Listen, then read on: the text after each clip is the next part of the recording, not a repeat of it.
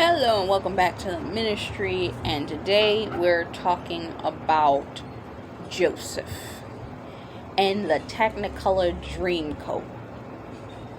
Now,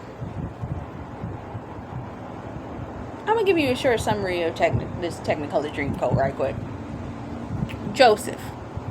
Joseph's father loved him so much that he had a special coat made for him.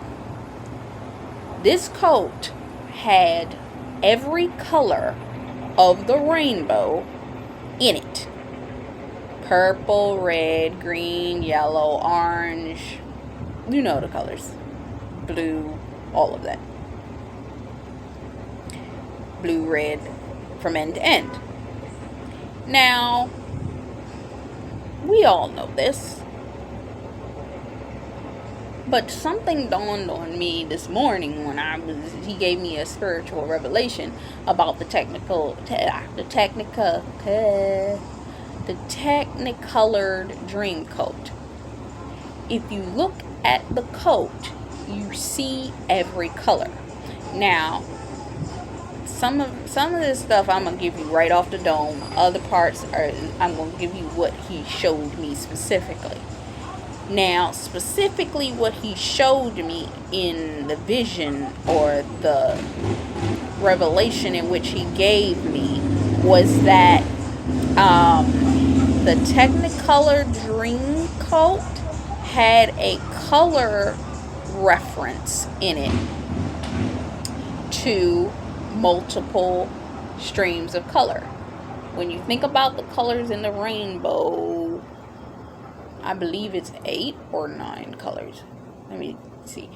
Red, orange, yellow, green, blue, purple.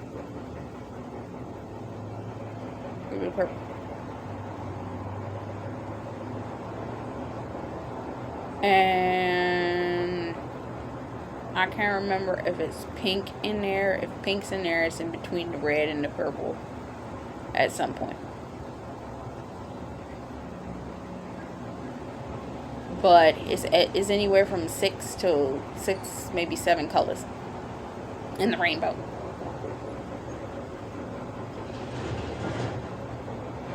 We are creative beings by the Lord, which means that we have the ability to put our hands to the plow and create. God will give us ideas, desires, streams of income, areas and arenas and industries in which he wants us to operate in. And it only just dawned on me that what God will do is the colors represent a stream of income. Each color represents a different stream. Because when I look at it, I see the things that the Lord has shown me I'm supposed to do in each area and arena. And what brought me to this realization is I was listening to my coach this morning talk about you may have multiple messages, but bringing it together in cohesion. And I used to always think about the colors out of order. And I was like, why does this seem like it's out of order? Because the colors are out of order. Because the message is out of order. Because the sequence is out of order. If you put your sequence in order, you'll begin to see where the pieces fit. There are things that I've been pondering doing for years that I know I'm supposed to do, but I have not really put my hands to the plow to do them. I see spiritually I'm supposed to do them. I don't know the exact steps to do them right now. I'm trying to get the message, the outline, the direction. And the thing that I found the most difficult in this season is making sure that for everything that I'm doing, that the overall arcing avatar, overall arcing message is conveyed while still keeping the sanctity of what it is that I'm trying to develop. Or can I say that?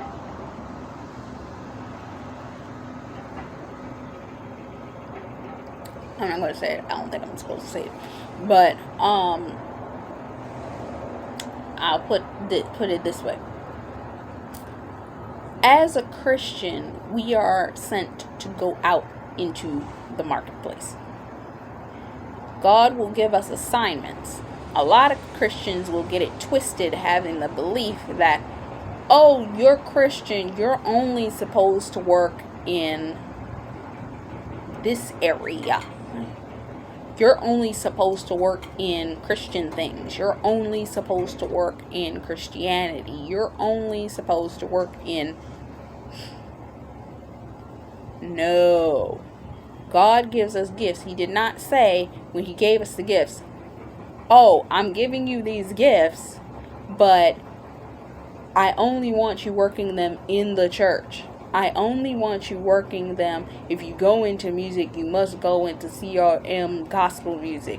If you do this, you only must. He never said that. Matter of fact, surely any good minister, I'm talking about the good ones, not the ones bought and sold by the oh, I can't say that. Don't make me go there. We get political up in here, and I don't want to go there. Let me shut my mouth. Jesus, let me close my mouth to that. But any good minister will tell you that the devil is in church too. The devil is, matter of factly, if you see the world in any way promoting God, I'm talking about the world promoting God, know that it's not God. Know that it's tainted by the devil in some way, shape, or form. Because remember, the word states that the enemy will arise as an heir of light. It also states having the appearance of God, but no God in it. Look at what and who in the world is promoting God. Look at who in the world is promoting God and how they are promoting God.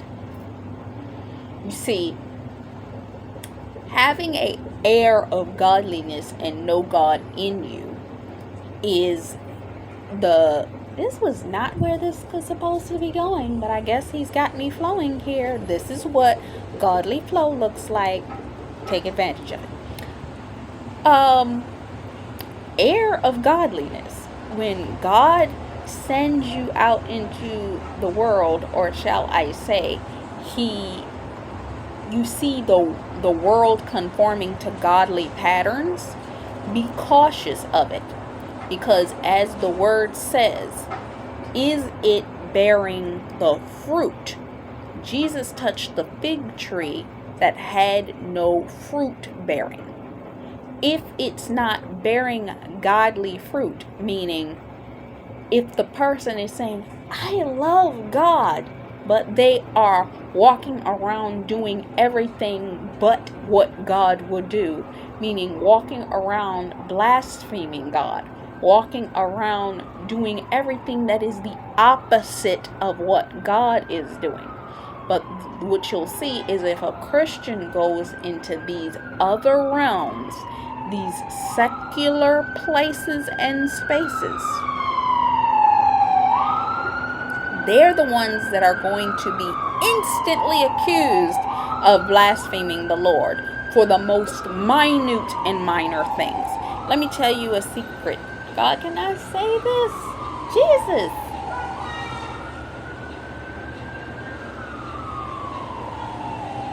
Can I say that?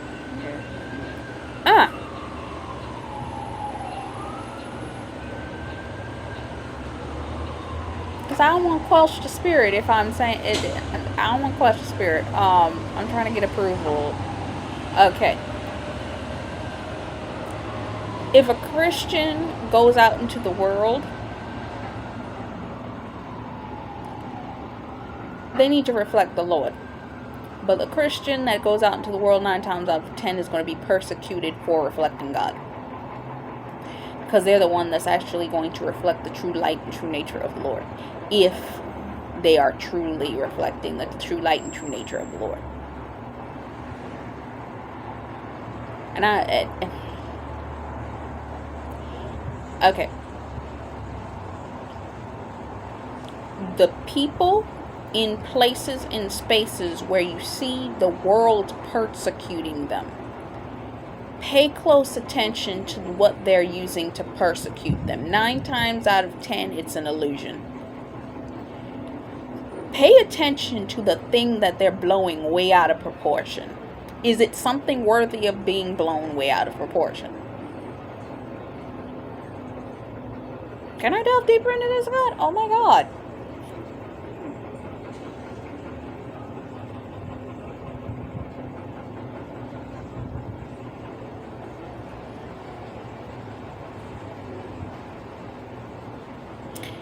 I'm going back to what I was talking about.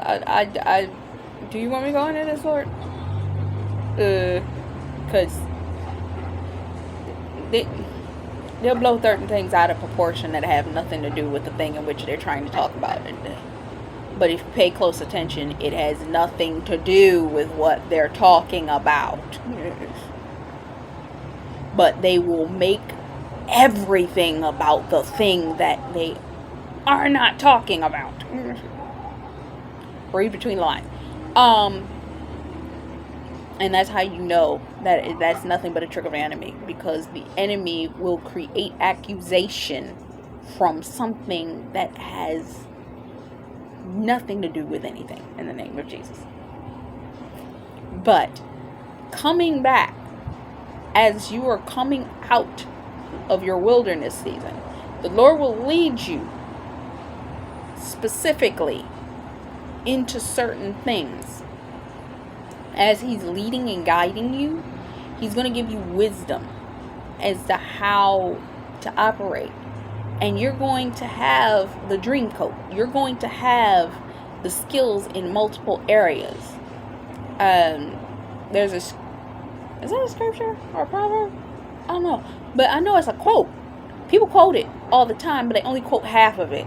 And the quote goes, "Jack of all trades, master of none." But there's another half to that quote. Please look up the other half of the quote.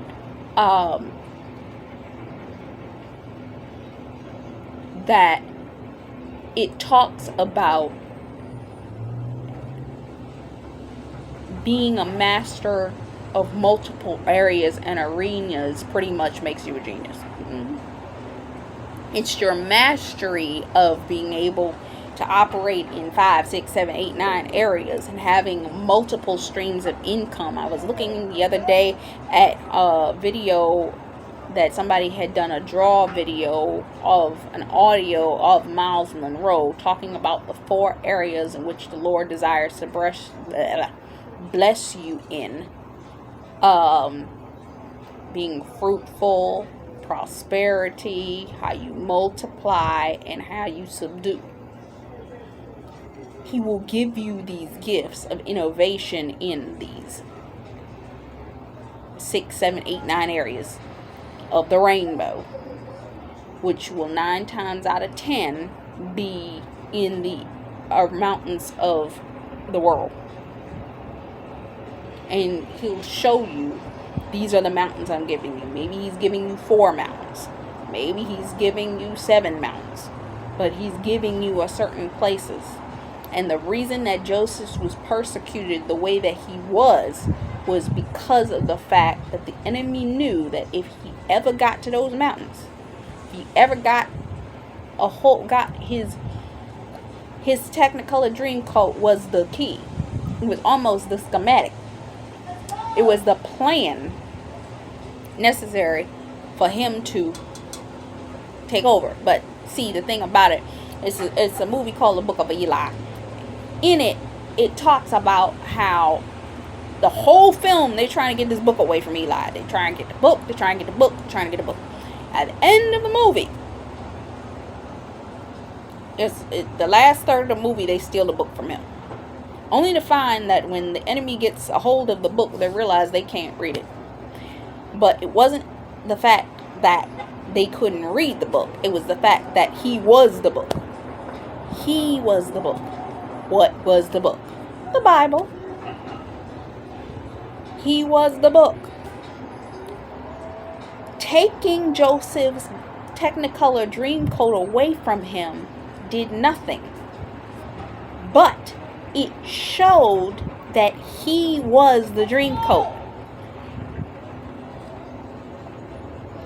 If you think back to Harriet Tubman and taking the slaves through the pathway necessary in order to get them to their freedom. Once she traveled the path, she knew how to get them out. They no longer needed a map. They didn't need to know the actual way. They just needed to know the points of reference. God takes you through pathways. He takes you from point A to point B. As he takes you through each individual point, then he gives you revelation as to how to get to that next destination.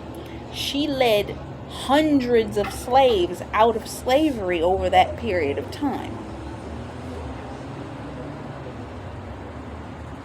God gifts us with anointings for several areas.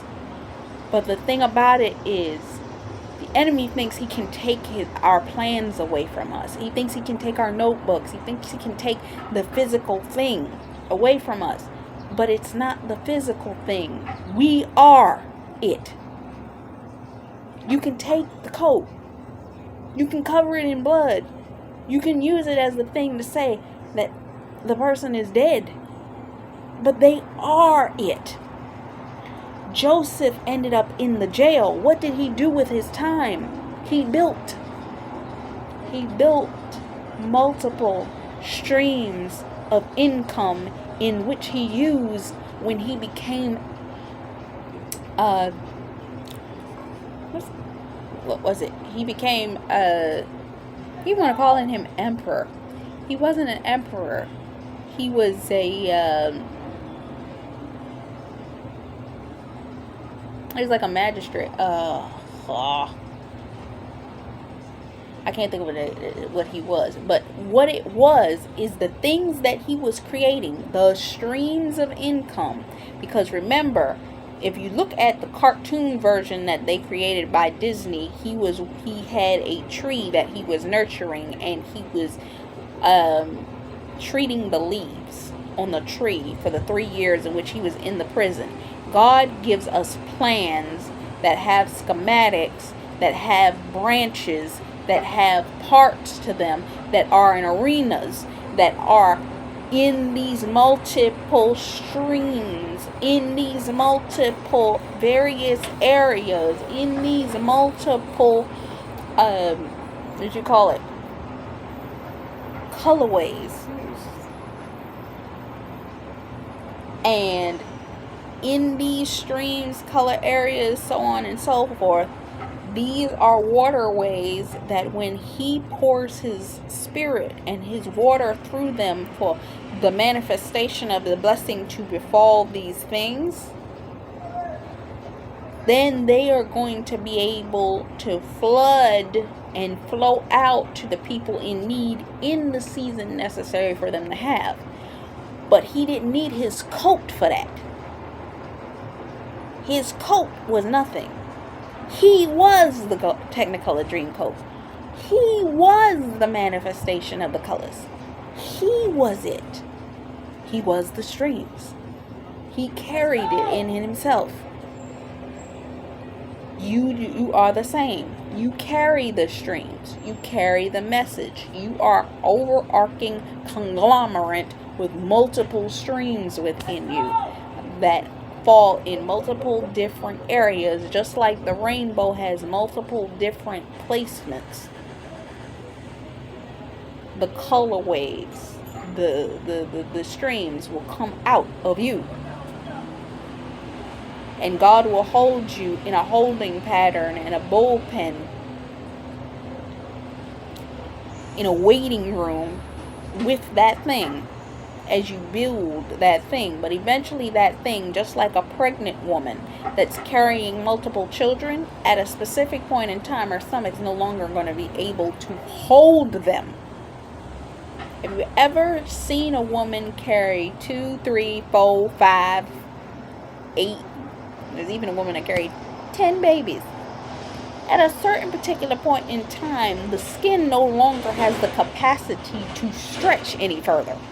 And it's literally going to say, either you're going to take this out of it, or it's going to destroy it. Because the body knows how to destroy foreign things. It's going to turn on itself, and it's going to start to try and kill it. Why they say that you got to save the mother and the babies. So that's why they say when a butterfly goes through the process of being a butterfly, it has to what's the word I'm looking for? Release.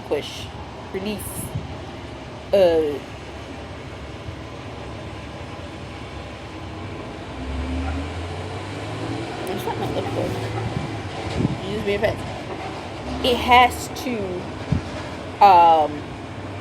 go through the process of, it goes in as a caterpillar, turns into a liquid, and literally has to reform, reshape itself, and then fight its way out of its cocoon. You have to fight your way out. You have to clear your way out. You have to walk your way out of these things. You have to go into that place that the Lord is showing you, and then you have to free yourself, okay? And you carry the answer, but in you carrying the answer, you have the wisdom to be the response to what is needed in whatever season the Lord releases you to do that thing in which He's shown you. But you have to be willing and obedient to walk in it. It ain't fun. It's not fun to go through the warfare because it costs you to get that stuff. But the thing that you have to do is you have to walk in the manifestation and the fullness of what it is that God is showing you that you need to do. And in walking in it, you will see the blessing manifest. But you need to cultivate the streams, get them in order, get them into alignment, shift them the way that they need to be shifted, and then the Lord will do the rest, because He made you into that dream coat. You don't need the coat. You are the coat. This is Taji McCameron. Until next time, much love, faith, peace, and blessings to you. If you enjoyed, like, share, comment, and subscribe. I love you. Bye-bye.